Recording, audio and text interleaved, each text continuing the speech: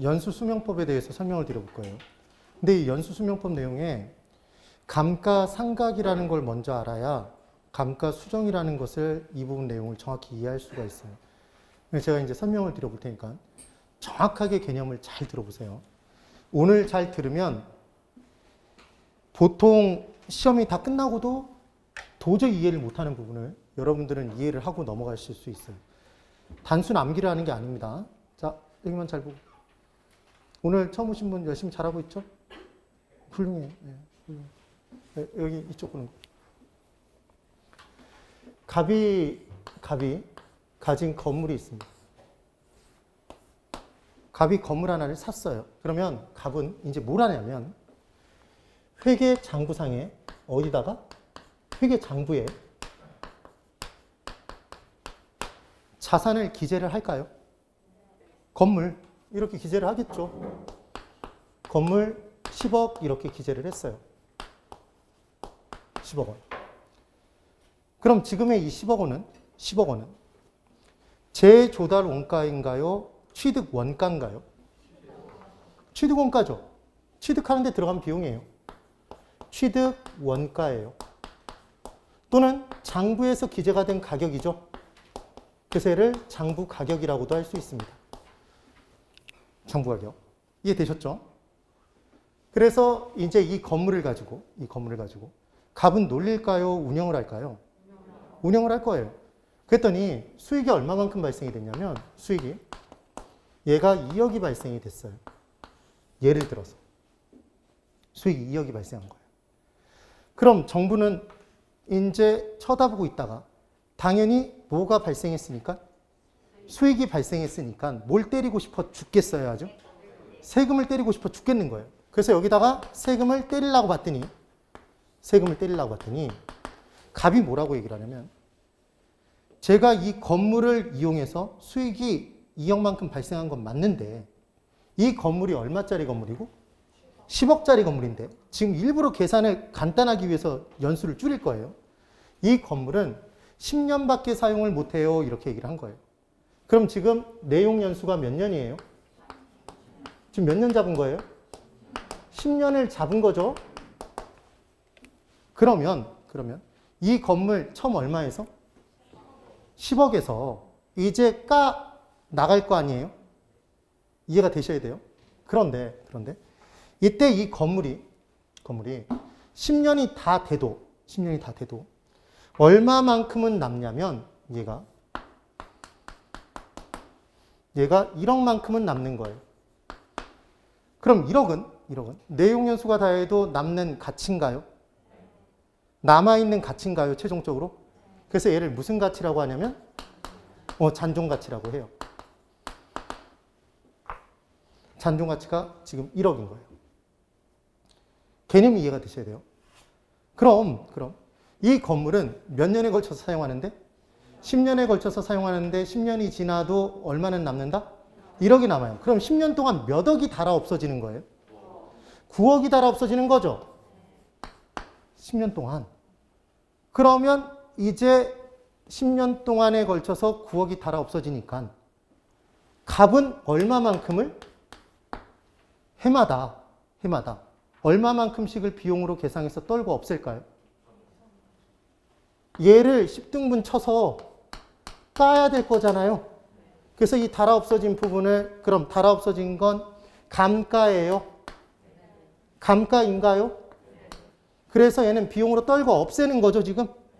그래서 얘는 상각이에요, 수정이에요? 상각이죠. 그래서 감가, 상각, 비용으로 얼마를 계상해요, 지금? 9천만 원? 그렇죠, 9천만 원. 그럼 얘를 빼면 이제 세금을 부과하는 대상 소득이 얼마가 되는 거예요? 1억 1천이 되나요?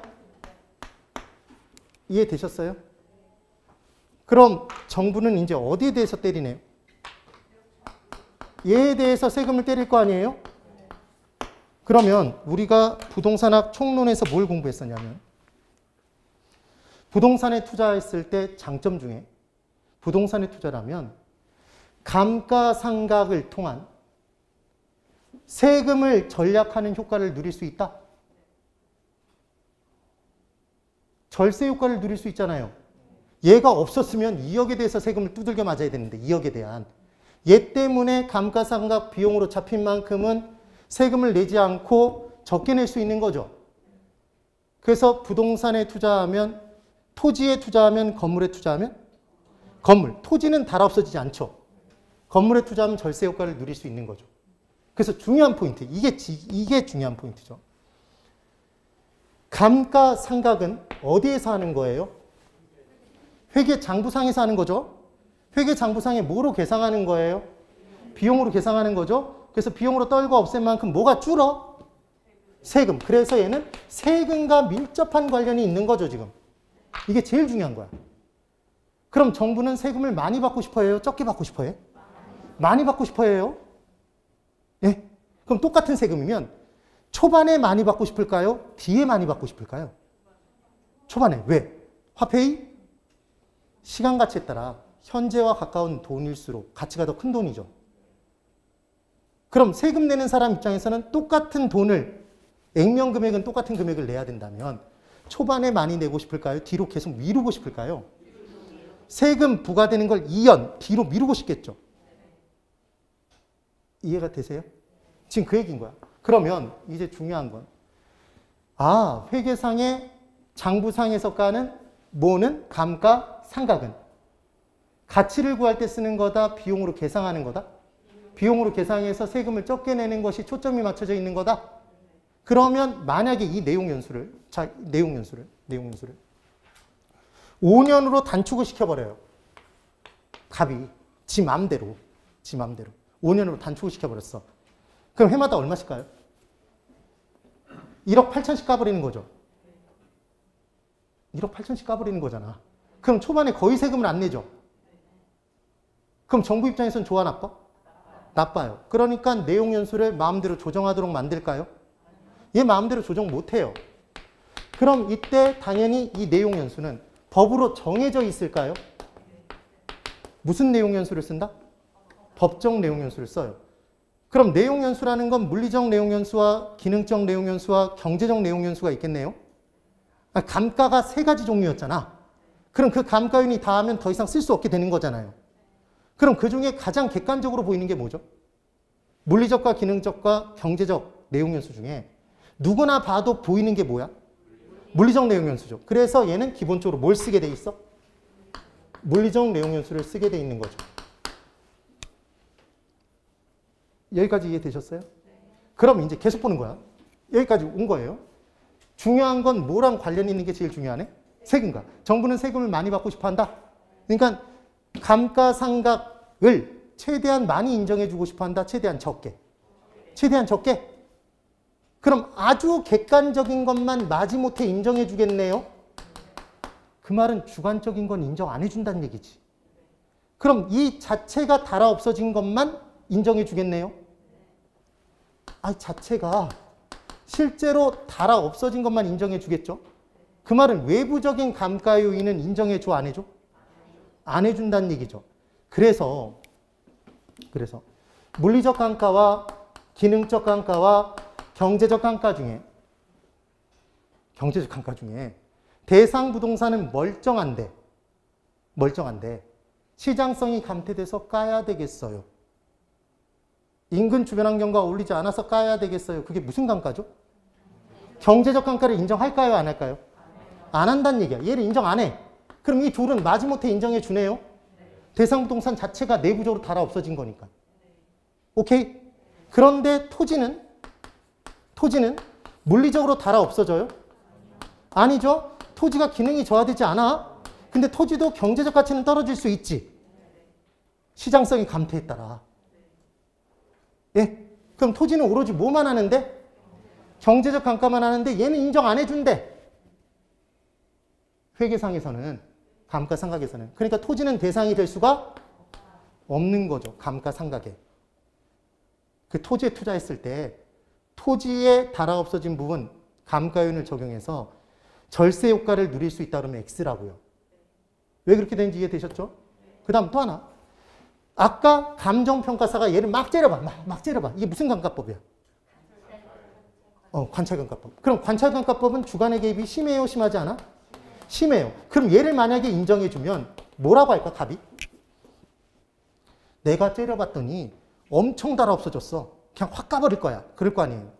그러니까 얘를 인정해줄까, 안 해줄까? 얘 주관의 개입이 심하니까 인정해주지 않습니다. 이해가 되시죠?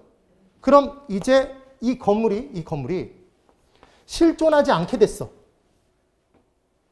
풍수해가 닥쳐서 아예 이 건물이 멸실돼 버린 거예요. 실존하지 않게 됐어요. 실존하지 않게 된 건물인 거야. 실존하지 않는 건물이 돼버린 거죠.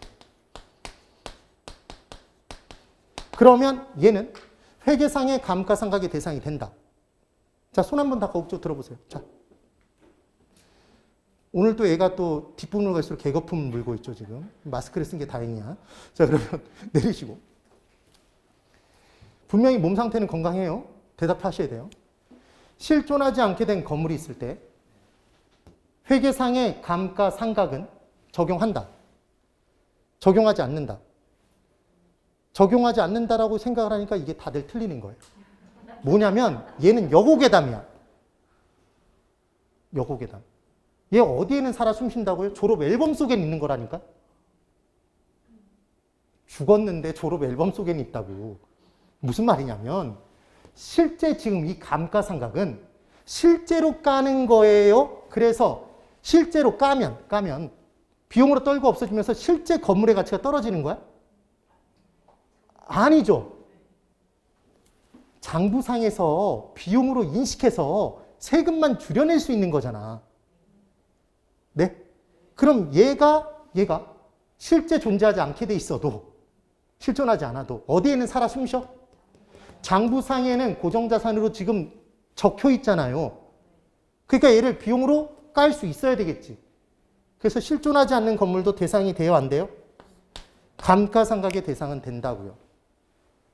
그럼 지금 감가상각은 기초가격이 어디에서 까요? 감가상각은 어디에서 까고 있어? 어디에서 까고 있어? 제조달원가에서 까요? 취득원가에서 까? 취득원가 장부가격에서 까고 있잖아. 맞나요? 아니나요? 맞죠, 지금? 지금 그 얘기잖아요. 그래서 이게 회계상의 뭐다? 회계상의 감가상각인 감가상각의 내용인 거예요. 여기까지 됐죠? 여기서 제일 중요한 핵심은 뭐냐면 뭐와 밀접한 관련이 있다? 세금과. 그래서 정부는 세금을 많이 받고자 아주 객관적인 것만 인정해준다. 그래서 주관의 개입이 인정된다? 인정되지 않는다? 인정되지 않는다. 외부적인 감가를 너는 멀쩡한데 왜 까? 인정한다? 안 한다?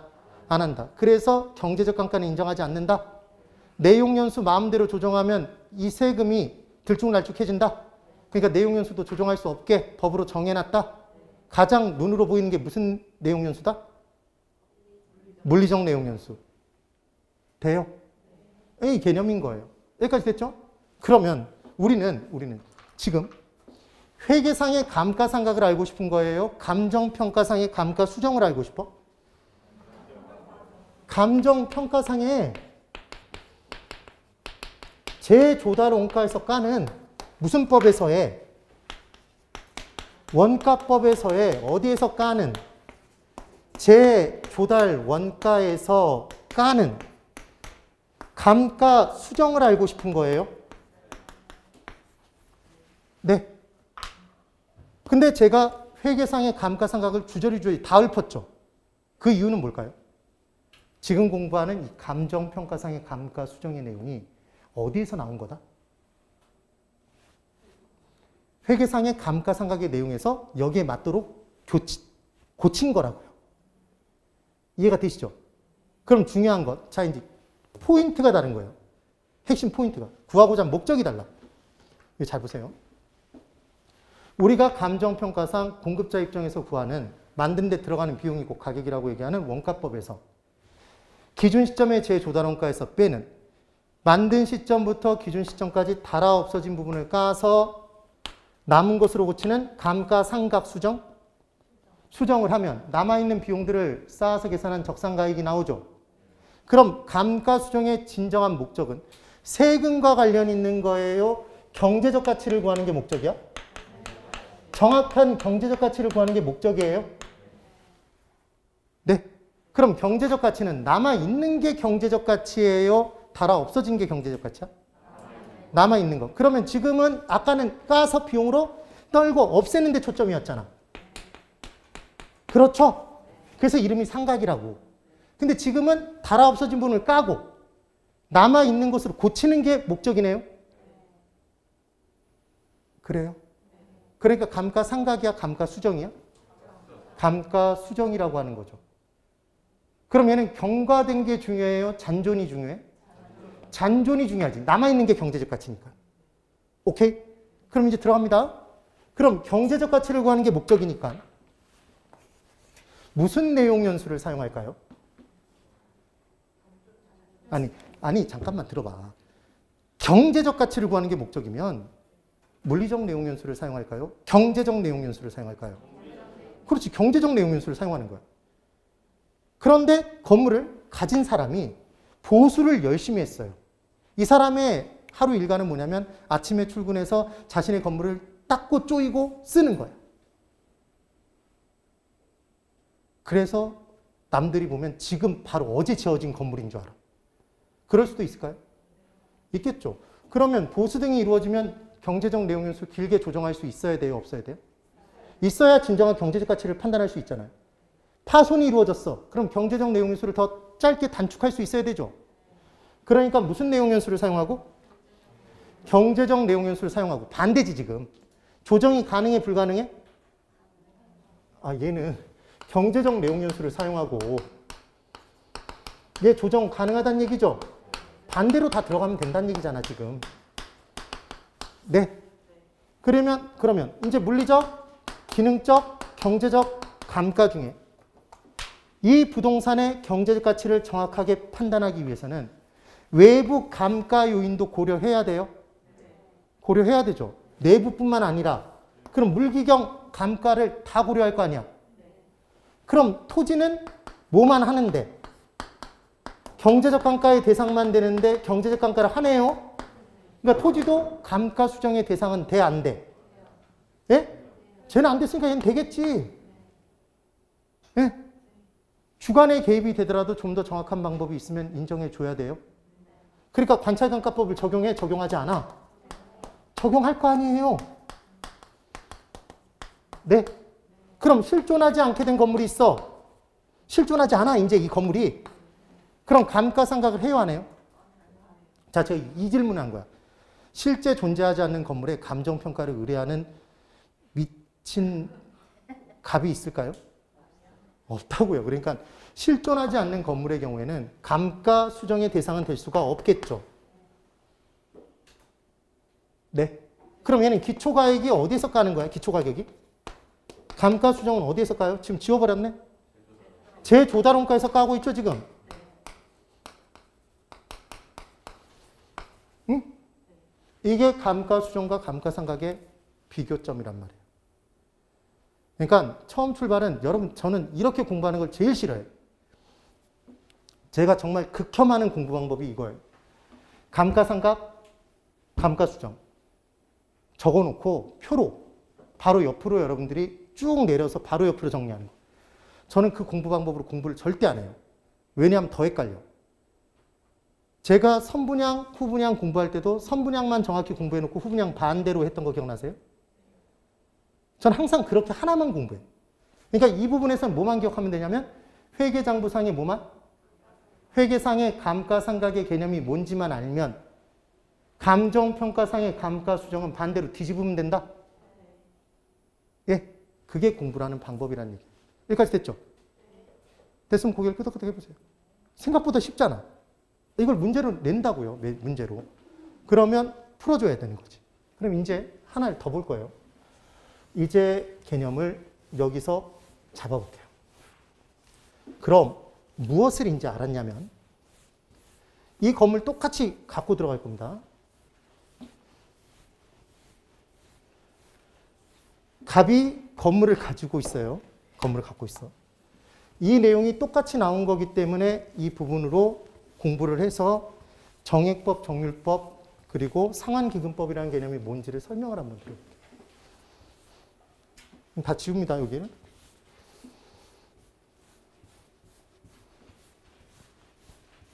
우리는 이제 뭘 공부하죠?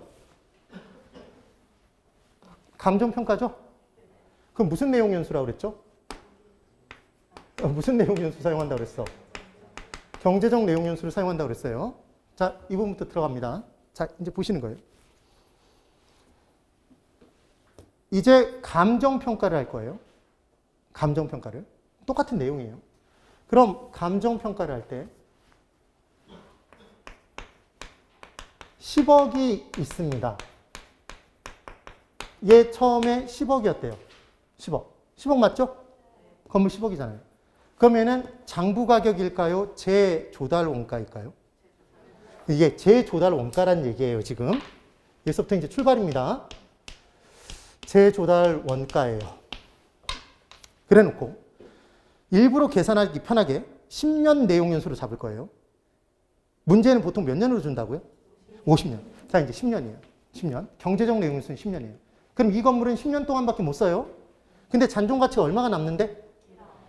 1억이 남는데요. 그럼 질문. 이 건물을 갑이 10년 동안 사용하고 10년 뒤에 이 건물을 팔면 얼마 받을 수 있어요? 자, 투한 자본의 회수가 얼마 가능해? 지금 투한 자본 처음에 얼마 주고 샀는데 10억 주고 샀는데 얘 기간이 다 끝나면 자본 회수 얼마 가능하죠? 1억 가능한 거죠? 네. 그럼 결국 투한 이 자본 중에 들어온 돈들이 있을 때, 들어온 돈, 이 돈이 있을 때 이 돈을 다 수익으로 잡고 10년이 지나면 결국은 꽃감에 꽃감이 이렇게 꽂혀져 있었는데 얘를 야곱야곱 빼먹은 것과 똑같나요? 그래서 나중에 뭐만 남아? 꽃이만 남잖아. 그래요, 안 그래? 그렇잖아요. 그러면 들어온 돈이 있으면 그 돈 중에 일부를 띄어서 회수해 놔야 돼요.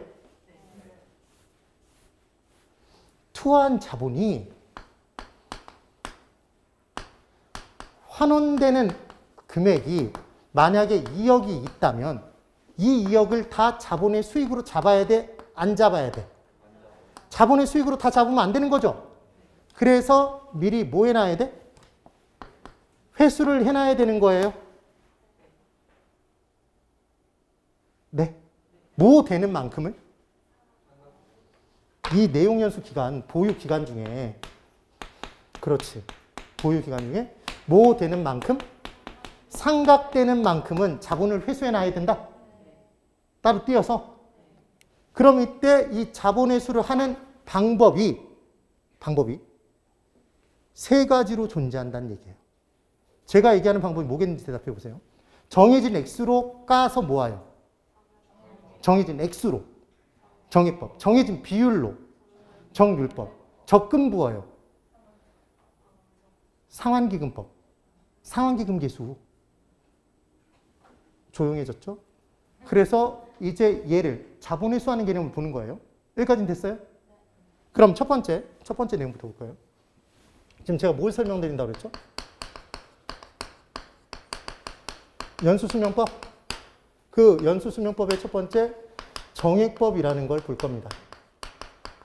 그럼 정액법으로 까나가는 걸 이제 설명을 드려볼게요. 여기 그대로 잘 봐야 돼요. 전체 얼마였어요? 전체 얼마? 10억이죠. 저게 제 조달원가? 그럼 전체 10억입니다. 10억에서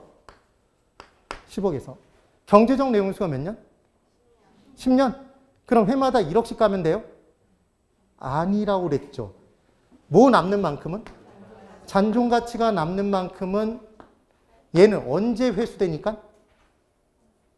내용 연수 다 하면 회수되니까 기간 중에 따로 회수할 필요 없죠. 얘는 상각되지 않는 거죠. 그래서 이제 뭘 빼고 1억 빼요? 1억 빼요? 그럼 전체 상각해야 될 금액이 얼마예요? 9억이죠, 지금. 그럼 9억을 몇 년에 걸쳐서? 전체 몇 년? 전체 10년이죠. 10년으로 나눈 거예요. 그랬더니 얼마가 나왔네요?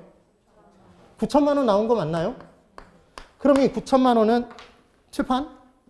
정해진 액수인가요? 맞죠?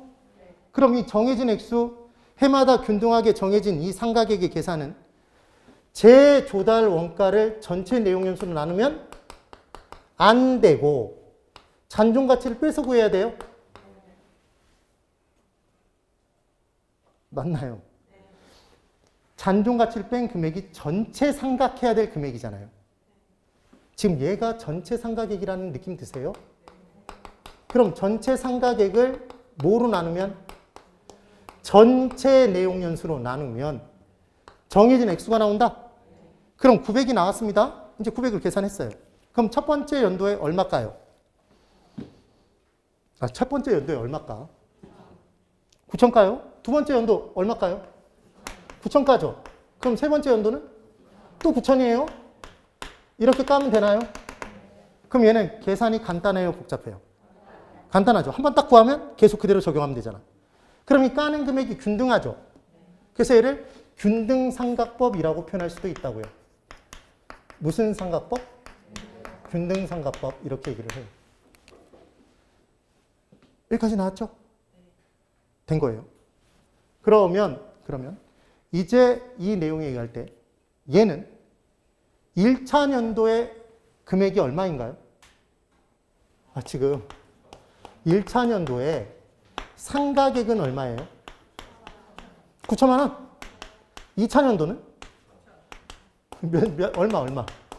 9천 다 적어놨어요, 지금. 맞죠?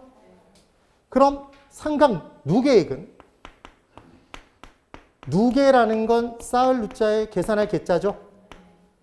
첫 해 연도에는 얼마고? 9천이고 두 번째 연도에는 이제 얼마가 됐겠네요? 얘를 쌓으라는 얘기니까 1억 8천이에요. 그럼 세 번째 연도는 상가격이 9천이고 2억 7천이겠네요? 질문.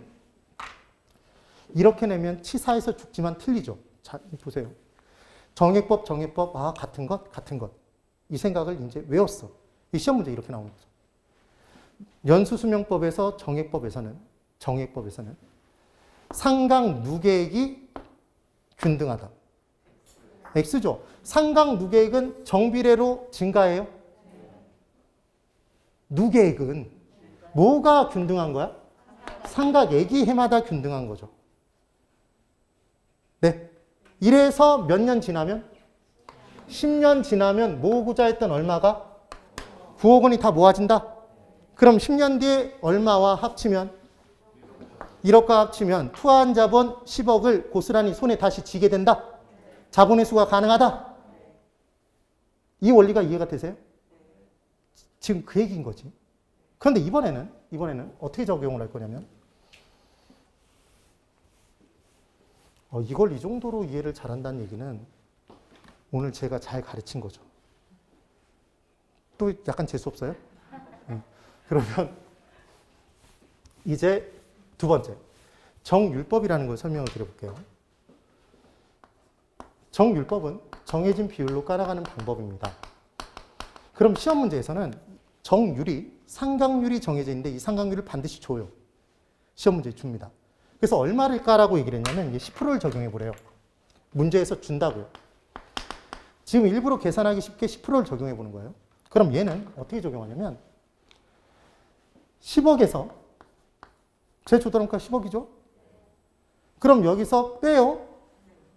제 조달원가에서 감가 수정액을 빼야 될 거잖아요. 감가 수정을. 근데 정율법에 의하래. 그럼 첫 번째는 10억에 얼마예요? 10억에 몇 프로? 10%를 까라고 한 거죠. 10%는 0.1이죠, 여러분? 그럼 얼마예요?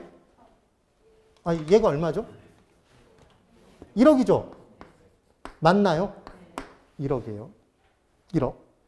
그럼 10억에서 얼마를 뺐으니까? 1억을 뺐으니까 남은 금액은 얼마죠? 1차 년도의 적산가액이 9억인가요? 맞죠? 이게 1차 년도의 적산가격이에요. 무슨 법에 의한? 정율법에 의한 적산가액입니다. 나왔죠? 그럼 2차 년도에는 이제 얼마에?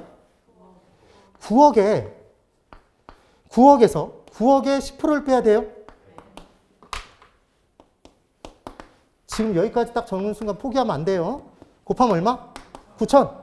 그럼 얘를 빼면 9억에서 9천을 빼니까 8억 1천이에요. 얘가 몇 년도? 2000년도에 적산가에? 그럼 3000년도는 8억 얼마에서?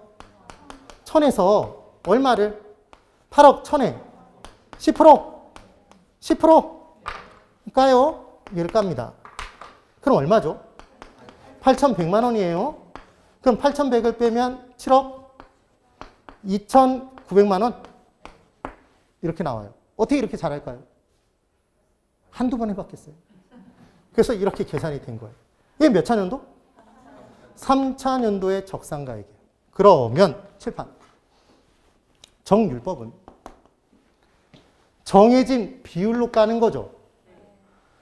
비율이 똑같나요? 정율법에서 똑같은 건 상각률이 똑같은 거예요? 상각액수가 똑같은 거예요? 상각률이 동일하죠. 근데 똑같은 상각률을 적용해도 처음 시작하는 금액이 달라지죠. 해마다의 잔존 가치가 다르잖아요. 그래서 똑같은 금액이 곱해져도 그때 나오는 상각액수는 점점 커진다, 점점 작아진다? 점점 작아지고 있죠. 초반이 제일 크고 점점 작아진다 까는 금액이 맞나요? 그래서 얘를 체감상각법이라고 표현하기도 해요. 여기까지 됐죠? 되셔야 돼요. 그러면 칠판 있죠? 이거 잘 보셔야 돼요. 이 개념에 의하면 원래대로 따져보면 얘 몇 차년도까지 가면 10차년도까지 가면 얘 얼마 남아야 된다는 얘기예요? 그렇죠. 1억이 남아야 돼 원래. 이렇게 계산하면 절대로 1억 안 남아요. 왜냐하면 제가 이거 그냥 편하게 계산하는 걸 보여드리기 위해서 10%라고 적용한 거지 원래는 정율법의 시작은 이 연도를 다 더해서 마지막에 그 잔존 가치가 남도록 만드는 정률부터 계산하는 게 처음 시작이야. 그럼 이 정률을 계산하는 게 쉬울까요? 어려울까요? 어려워. 그래서 계산이 복잡한 게 단점이에요. 이해됐죠? 그럼 자, 여기 칠판 잘 봐. 놓치시면 안 돼요. 뭘 남도록 만드는 정률이에요? 잔존 가치를 남도록 만드는 정률인 거지. 그럼 잔존 가치가 없는 애는 잔존 가치를 남게 만드는 정률을 구할 수가 없겠네. 그래서 잔존 가치가 빵일 때는 사용 못 해요. 뭐는? 정률법은. 왜 그런지 설명드려 볼게요. 이 둘 중에 여기까지만 보고 대답을 해보시는 거예요. 건물은 거의 비슷하게 달아 없어져요? 아니면 초반에 확 달아 없어져요? 거의 비슷하죠. 그래서 건물은 균등상각법인 정액법을 적용합니다. 건물에. 예. 그런데 자 이제 보세요. 자동차를 하나 뽑았어 새로. 그래서 내가 키를 꽂았어. 그리고 한번 붕 밟았어. 그럼 내 자동차 이름에는 두 글자가 따로 붙네요. 뭐야? 중고. 그래서 가치가 훅 떨어져야 떨어지지 않아? 떨어지죠. 그래서 실제로 자동차 보험에 가입해 보면 초반에 자차 가격의 하락이 크죠. 나중에 그 감소폭이 점점 줄잖아. 이해되셨어요? 그러니까 자동차 기계장비 등은 초반에 많이 까고 그 다음부터 서서히 깐다. 그래서 자동차 기계장비에 적용하는 게 무슨 법? 정율법. 그럼 우리는 부동산 학개론이니까 당연히 이제까지 계산 문제는 압도적으로 뭐가 많이 나왔겠다? 정액법이 계속 나오다가 정율법이 딱 한 번 나왔던 거예요. 왜 그런지 이해가 되시죠? 그때도 이 문제를 낼 때 뭐라고 단서를 달았냐면 기계장비 등이 주가 되는 공장용 건물에 이렇게 준 거예요. 정율법을 적용한다면 이렇게 문제가 나왔던 거예요. 왜 그런지 이해되셨죠? 여기까지 되세요? 그러면 차량 기계장비가 잔존 가치가 빵이 되는 경우 있어요? 거의 없죠. 여러분 폐차시키면 정말 쓰레기 자동차가 아닌 이상은 금액을 받는다니까. 맞죠? 그러니까 정율법은 기본적으로 뭐가 있어야 되는 거예요? 잔존 가치가 있는 애만 적용할 수 있는 거예요. 다시 지금 정액법에서는 잔존가치 먼저 뺐어요? 안 뺐어요? 먼저 뺐어? 안 뺐어? 빼서 전체 상가격을 구해서 나눴던 거죠. 전체로. 근데 정률법은 잔존가치를 먼저 빼? 안 빼? 안 빼고 나중에 까다 보면 잔존가치가 남아야 되는 거죠. 개념이 다르죠, 지금. 자, 그러면 이 둘 다 얘는 9,000씩 모은 거고 얘는 1억 9천 지금 1억 9천 8,100 이렇게 모은 거죠? 맞나요? 그럼 이 모은 금액 둘 다 기본은 얼마가 되는 거예요? 9억 돼야 되는 거예요? 얘도 원래 9억이 돼야 되는 거잖아. 지금대로 계산하면 안 되는 거지만. 맞죠? 그럼 10년째 14년도의 적산가액은 둘이 같아요? 달라요? 달라? 같죠? 둘 다 얼마씩 깠으니까. 1억씩 깠어? 9억씩 깠으니까 1억 남았죠? 그러니까 말기 적산가액의 크기는 똑같은 거지. 이해되셨죠? 그런데 이번엔 잘 보세요. 세 번째 방법이 있어. 세 번째 방법은 상환기금법이래.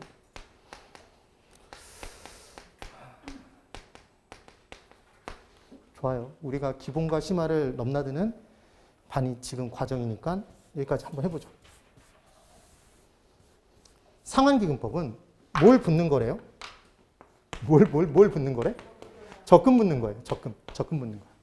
그럼 이제 상환기금법을 적용한다는 얘기는 10년에 걸쳐서 9억을 모으고 싶은 거예요? 아니면 10억을 모으고 싶은 거야? 지금 10년간 얘는 1억은 어차피 남잖아요. 그래서 지금 전체 10억에서 얼마를 빼고 1억을 빼고 얼마를 9억을 만들면 되는 거죠? 그렇죠. 그때 이 9억을 정해진 액수로 모은 게 뭐야? 정액법. 정해진 비율로 모은 게 뭐야? 정률법. 이때는 이자가 붙어요? 안 붙어요? 안 붙어. 그런데 이때 9억짜리 적금을 드는 거야. 그럼 9억짜리 적금을 든다면 잘 보세요. 만약 9천 이렇게 몇 년 동안? 10년 동안 모아서 10년 뒤에 9억을 은행이 주면 9억을 주면 이 은행을 그냥 냅둬요? 폭파시켜버려요? 폭파시켜버려야 돼. 왜 폭파시켜야 돼? 이자를 안 줬으니까. 그럼 반대로 얘기하면 뭐가 붙는 만큼은? 이자가 붙는 만큼은 더 부어야 돼요? 덜 부어도 되는 거야? 나는 덜 붓고 덜 모아도 되는 거죠. 이해가 되세요? 그러니까 9억에서 지금 적금을 붓는 거라면 9억에서 뭐가 붙는 만큼은? 이자가 붙는 만큼은 빼고 얘를 나누기 10 해주면 되잖아요. 8천 얼마를 모으면 될 거잖아. 그럼 이때 적금 부을 때는 정액법에 9,000씩 모아야 돼요. 그것보다 작은 금액씩? 8천 얼마 이렇게 모아도 된다? 그럼 여기다 뭐가 더해져서? 이자가 더해져서 9억이 되는 거다? 적금 붙는 방식이 상환기금법인 거죠. 그러면 상환기금법에서 이 얼마인지를 계산하는 방법은 무슨 계수를 사용하니까 상환기금법일까요? 무슨 계수를 사용하니까 상환기금법이겠어? 상환기금 계수를 사용하니까. 적금 부을 때. 그래서 얘는 계산하는 방법이 제조달 원가에서 잔존가치 빼고 그게 9억이죠? 여기다 뭘 곱하면 돼? 상환기금 계수를 곱하면 얼마씩 모아라가 나오겠죠? 10년 상환기금 계수를 이자율 얼마를 적용하면. 됐나요? 그럼 질문. 상환기금법 8천 얼마? 8천 얼마? 얘 금액 똑같아요? 그러니까 일종의 균등삼각법이지. 얘도 먼저 잔존가치 빼요? 빼죠. 잔존가치 안 빼는 건 딱 하나밖에 없죠. 뭐만 특이해, 뭐만. 정률법만. 여기선 정률법에 꽂혀 있으면 되는 거라. 잔존가치 먼저 빼지 않는 것 하나? 정율법. 잔존가치 없으면 사용 못하는 것 하나? 정율법. 그럼 이자가 붙는 것 하나? 상환기금법. 이자가 붙는 만큼 많이 깐다, 적게? 적게 까는 것. 그럼 가장 많이 남겠네? 말기 이자만큼 더 남을 거 아니에요, 얘는. 그러니까 말기 적상가액의 크기수는 상환기금법이 제일 크고 그 다음 이 둘은 같겠지. 아까 1억씩이라며. 그래요, 안 그래요? 그렇죠. 그럼 자, 칠판. 초기에 상각되는 금액의 크기순을 따져보면 얘 9천, 정액법. 정율법 1억.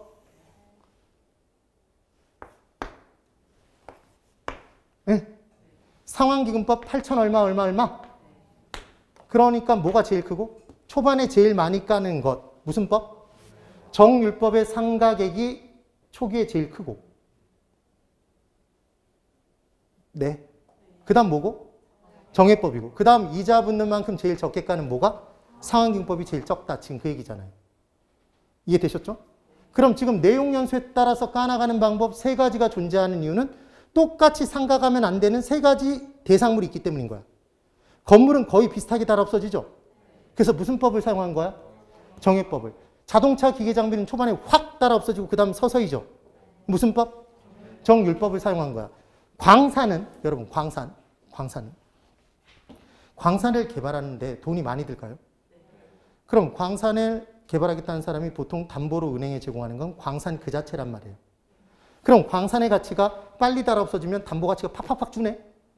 그럼 안 되겠죠. 그러니까 적게 까야 될 거 아니야. 그래서 광산에는 무슨 법? 상환기금법을 적용한다고요. 이거 어떻게 외우면 될 것 같아? 그렇지. 아주 공부를 잘해. 광산 이러면 되지. 따라해보세요. 광산.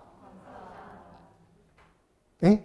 나라라 슈퍼보드에서 사오정이 했던 나방 이거의 응용편이잖아. 다시 해보세요. 광산. 창피하게 생각하지 말고. 나는 오죽이 창피하겠어요? 솔직히 창피하지도 않아요. 그래서 이제 이 세 가지 내용이라는 걸 기억해 두시면 됩니다. 됐겠죠? 그럼 칠판. 이거 문제 나오면 푸실 수 있을 것 같아요? 솔직히 풀 수 있을 것 같아요? 없을 것 같아요? 풀 수 있어요. 풀 수 있는데 지금까지는 헷갈리실까요? 안 헷갈릴까요? 당연히 헷갈려요. 당연히. 그래서 어떤 개념이 정말 팍 박혀 있어야 되는 거냐면 개념은 적금 붙는 것 하나, 이자 붙는 것 하나. 그러면 적금 붙는 건 화폐 시간가치 계수 중 뭐더라? 상환기금 계수. 그게 무슨 법이구나? 상환기금법이구나. 상환기금법. 이자가 붙는 만큼 제일 적게 까도 되는 거구나. 제일 적게 모으는 거구나. 이게 기억나면 된다고. 그러면 정율법 계산 문제 복잡하게 보이세요? 안 보이세요? 이거 복잡하게 보이죠?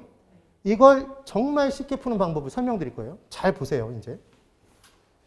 이거 나왔을 때 틀린 사람이 없어요. 진짜로. 저한테 배운 사람 중에 이거 나왔을 때 틀린 사람이 거의 없었어, 정말로. 물론 틀린 사람은 미안해서 얘기를 못 하겠죠. 왜 틀린 사람이 없냐면 그 이유는 하나입니다. 쉽단 얘기예요? 어렵단 얘기예요? 쉬워요. 왜 쉬운지 설명을 드릴게요. 잘 보세요. 이식을 묶어버리면, 제가 이식을 묶어볼게요. 이식을 묶으면, 얘 지금 잔존가치인가요? 제 조달원가예요? 제 조달원가죠? 그럼 지금 이식을 제가 뽑아서 이 위로 올려볼게요. 그럼 얘는 이 두 개, 10억 곱하기 1이죠? 얘는, 맞죠? 마이너스 10억 곱하기 0.1이죠? 맞나요? 이거잖아요, 지금. 그럼 얘가 나오는 거잖아. 지금 그 얘기를 한 거예요? 그럼 여기서 1억 곱하기를 뽑아낼 수 있나요? 지금 10억 곱하기를? 10억 곱하기를 뽑아냈죠, 지금? 제 조달원가를 밖으로 끄집어냈잖아. 그럼 여기는 뭐만 남아요? 1. 여기는 마이너스? 여기는 0.1? 그럼 1 마이너스 0.1이네요? 그래요, 안 그래요? 그렇죠. 그래서 여기다 n승을 때리는 거야. 그러면 얘는 0.9예요? 자, 들어보세요. 해마다 10%씩 달아 없어지면 해마다 90%가 남는 거예요. 10%씩 떨고 없애면 90%가 남는 거잖아요. 남는 게 경제적 가치라며. 네. 그러면 지금 첫 번째 연도는 10억에 90%가 남는 거예요. 네? 90%가 남았지 지금. 처음 시작한 100%에서 잘 보세요. 처음 시작한 100%에서 90%가 남으면 90%가 남는 거예요. 맞죠? 그럼 두 번째는 90%에 90%가 남는 거죠. 99, 81. 그래서 아까 제가 이 수치를 바로 알 수 있었던 거라. 다시 세 번째 연도는 81%에 90%가 남는 거죠. 네? 그럼 81 곱하기 9는 92.9. 네. 이 내용이 나온다고요. 그래서 이제 얘가 2000년도면 90%에 90%잖아요. 90% 두 번 하는 거잖아. 그럼 재조달원가 10억에다가 81% 곱하면 된다고요. 그러니까 얼마가 나온 거야? 8억 천. 바로 튀어나온다고요. 그래서 시험 문제, 기출 문제가 뭐였냐면 정률이 20%일 때 두 번째 연도에 2000년도에 정율법에 의한 적산가액을 구해보세요. 이게 문제였어요. 그럼 재조달원가가 만약에 10억이었어. 10억. 10억이라면 이게 얼마일까요? 자, 상각률이 20%래요. 그럼 해마다 얼마씩 남아? 80%가 남죠. 그럼 2000년도는 80%에 80%가 남는 거잖아. 처음 출발 100%에서 80%가 남았겠죠. 첫 번째 연도는. 두 번째 연도는 80%에 80%가 남았잖아. 64. 6억 4천이 답이죠. 중요한 순간에 쓰러졌어요, 지금. 그래서 이 내용이 되는 거예요. 됐죠? 그럼 볼까요? 이제 읽혀지는지 보라고. 종류는 연수수명법은 정해진 액수, 정해법, 정해진 비율, 정률법, 적금 붙는 방법, 상환기금법. 그렇죠. 방법, 정해법은 정해진 금액으로 까는 거예요. 그래서 상가액이 정해진 거죠.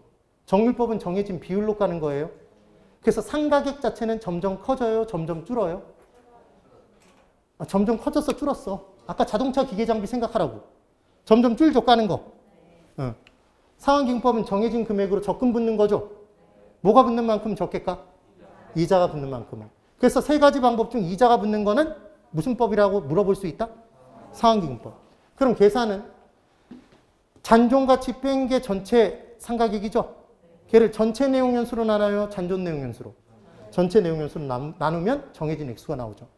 아예 정률법은 재조달원가에 곱하기 전년 대비 잔존가치율. 자, 여러분 20% 까면 80%가 전년 대비 남는 거죠. 그게 전년 대비 잔존가치율 줄여서 잔가율. 오케이? 거기에 n승을 때리면 되는 거죠. 다시 질문. 고개 드시고. 저만 봤어. 상각률 10%. 해마다 상각률 10%. 전년 대비 잔존가치율은 90%. 다시 질문. 전년 대비 잔존가치율 85%. 그럼 상각률은 15%. 지금 그 얘기를 하는 거예요. 85% 문제 절대 안 내. 계산 문제 복잡해지니까. 이해되시죠? 지금 그 얘기인 거야. 그 다음 이제 상환기금법에서는 재조달원가에서 못 빼고 잔존가치 뺀 9억. 아까 9억 만들면 되죠? 여기다 뭘 곱해? 상환기금 개수. 그래서 상환기금법 적용. 아까 거의 비슷하게 달아 없어지는 건 뭐? 건물. 처음에 많이 달아 없어지고 서서히 달아 없어지는 것? 자동차 기계장비. 맞나요? 광산은? 광산. 또 저만 하고 저만 기억해서 저만 또 맞히고 이제 시험도 볼 수도 없는데. 자, 그러면 크기순. 초기 상가객의 크기수는 초반에 제일 많이 까는 게 뭐라고요? 그렇지. 정률법. 그 다음 뭐? 정해법. 그 다음 뭐가 제일 작아? 상환기법. 왜 제일 작아? 이자가 붙는 만큼 제일 적게 까니까. 오케이? 유렉상이 되는 거죠. 그럼 이게 깐 놈의 크기순이야? 그럼 남은 것의 크기순을 물어보면 초기에 적산가액의 크기순을 물어보면 반대로 뒤집히겠죠. 그래요, 안 그래요? 이걸 뭐 상익률 이렇게 외우지 말고 유렉상의 반대잖아. 유렉상만 기억해 놓고. 오케이? 그래서 이렇게 물어보다가 이제 출제자가 지쳐서 말기를 물어본 거죠. 그럼 말기의 적산가액의 크기수는 아까 정액법과 정률법은 똑같은 금액씩 까고 초반에 많이 까고 점점 적게 까는 금액들 까서 9억 까는 거 똑같았죠? 그래서 1억씩 남았던 거야. 말기 적산가격은 똑같았죠? 정액과 정률은. 그런데 상환기금법은 뭐가 붙는 만큼 더 남아? 이자가 붙는 만큼 더 남죠? 아니, 무슨 말이냐면 여기 잠깐만 보실래요? 정액법과 정률법은 둘 다 10억에서 9억을 뺐죠. 그래서 1억이 남았던 거잖아요. 맞나요? 그런데 이제 상환기금법은 10억에서 9억을 뺐나요? 9억에서 이자를 뺀 금액을 뺐나요? 이자를 뺀 금액을 뺐잖아. 그럼 당연히 1억에 마이너스니까 플러스죠? 이자만큼 더 남지. 이거 뭐가 제일 커? 말기는. 그럼 상환기금법. 이해를 하시라고, 이해를. 만약에 이해가 안 되면 그냥 뭐만 기억하고? 얘만 그냥 기억하고 마세요. 유렉상만. 그 다음 장단점. 계산이 간편해요. 그랬더니 이게 뭐가 간편해? 그러면서 이제 성질이 나는데 간편한 거야, 이 정도면. 실제 감가의 정도를 반영하지 못할 수도 있죠. 그 이론상으로 까는 거니까. 그래서 관찰감가법 등 실제 감가 요인을 반영해야 된다. 병행해야 된다. 이런 표현이 나오겠죠. 됐나요? 그럼 감가상각과 감가수정 했던 걸 이제 복습해 볼게요. 자, 기억나나 보세요. 이거 기억나면 정말 오늘 대박을 친 거야. 대통령 선거일에 대박을 치고 가는 거죠. 자, 이죠. MM. 감가상각. 어디 상해? 회계상의 감가상각. 지금부터 입을 안 여는 분들은 정의의 이름으로 용서치 않을 거예요. 회계상의 감가상각은 뭐로 계상해서? 예, 비용으로 계상해서 뭘 줄이는 것? 세금을 줄이는 절세 효과가 있어요. 그래서 얘는 뭐와 관련이 돼 있다는 게 포인트야? 세금. 정부는 세금을 많이 받고 싶어, 적게 받고 싶어? 많이 받고 싶어. 그러면 얘를 적게 내는 비용으로 계상되는 걸 웬만한 건 많이 인정해줘, 적게? 적게. 아주 객관적인 것만, 주관적인 것도. 아주 객관적인 것만. 내용 연수 달라져서 달라질 수 있으니까 걔도 조정 못하게 만들어 놓고 법으로 정해놓고. 맞나요? 실제 존재하지 않아도 어디에는 살아 숨쉬어? 회계장부상에는. 그런 내용이었던 거죠. 그래서 얘는 객관적인 것만 대상 부동산 자체의 내부적 감가만 인정해준다. 그래서 외부가 달아 없어져서 저 깔래요. 그러면 웃기고 있네. 그런다는 얘기예요. 이해가 되시죠? 그래서 법적 내용 연수를 사용하고 물리적 내용 연수 사용하니까 조정이 불가능해요. 물리적 감가는 내부적 감가죠? 적용해요. 기능적 감가도 내부적 감가죠? 적용하죠? 근데 경제적 감가는 인정해 안 해? 안 하죠? 그래서 얘는 외부적 감가니까 인정 안 한 거예요. 그래서 토지에 적용이 가능해, 불가능해? 회계상의 감가상각은 토지에는 적용을 못 하죠. 토지는 뭐만 가능하니까?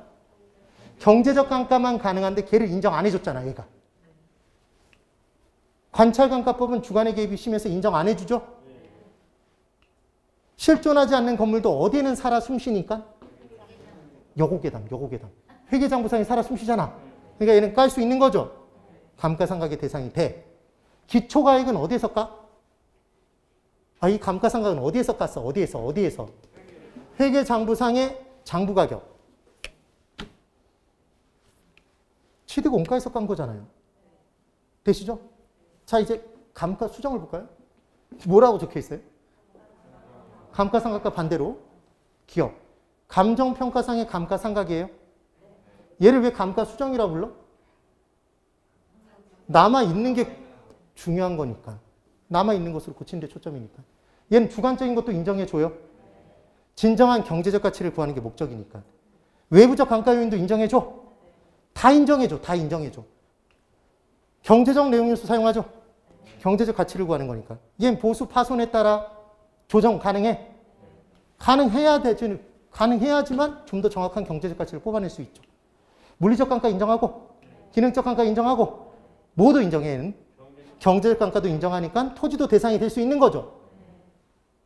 그렇죠? 관찰감가법 인정해. 주관이 개입이 되더라도 인정해 주죠. 실존하지 않는 건물은 실제 존재하지 않는 건물의 감정평가를 의뢰해요? 안 하잖아. 대상이 될 수가 없는 거죠. 기초가액은 어디에서 까? 제조달원가에서 까죠. 아주 훌륭합니다. 솔직히 감가상각과 감가수정의 내용을 이 정도로 이해하기는 힘들어요. 지금 정말 열심히 잘 따라오신 거예요. 그래서 지금 정액법, 정률법 계산하는 방법 설명드렸는데 제가 매일기보에서 이거 쉽게 푸는 방법들을 설명드리고 연습을 시켜드릴 거예요. 꼭 따라오셔야 돼요. 정확하게. 그리고 중요한 건 다음 주에 제가 봤을 때는 2시간 갖고는 안 될 것 같고 한 3시간 정도는 감정평가를 더 해야 될 것 같아요. 지금 상황은. 한번 심화이론만 해서 보강을 어쩔 수 없이 해야 될 것 같아요. 날아갈 수는 없잖아요. 제가 개가 될 수는 없잖아. 진돗개. 이것도 재미가 없었나요? 그래서 이 부분으로 좀 정확하게 기억을 해두시고 시험 문제가 정말 어렵게 나오면 이런 게 나올 수 있다고요. 근래 들어서는 감가상각, 감가수정의 비교조차도 잘 안 나오는 분위기이긴 한데 또 몰라요. 상대평가로 넘어가기 직전 연도에 인원수를 줄이기 위해서 이런 부분에서 문제를 내버리면 점수는 급격하게 떨어진다고. 근데 이게 너무 어려우면 제가 버려버리라고 할 텐데 들어보니까 이해가 충분히 가능하죠. 네? 고개를 끄덕이라고. 고개를. 몰라도 고개를 끄덕이래요. 그래서 열심히 따라오시면 충분히 제가 가능하도록 만들어 드릴 테니까 조금만 더 힘내고 따라와 주시는 거예요. 오늘도 정말 수고가 많으셨고 오늘은 정말 어려운 내용 들으시느라고 3, 4교시는 고생하신 거예요. 맛있는 거 드시고 스스로에게 칭찬을 해주세요. 이거 감가상각과 감가수정을 이해한 내 자신은 정말 대단하다. 이렇게. 그걸 설명한 저는 정말 더 대단하다. 네, 오늘 여기까지. 대단히 수고 많으셨습니다. 네.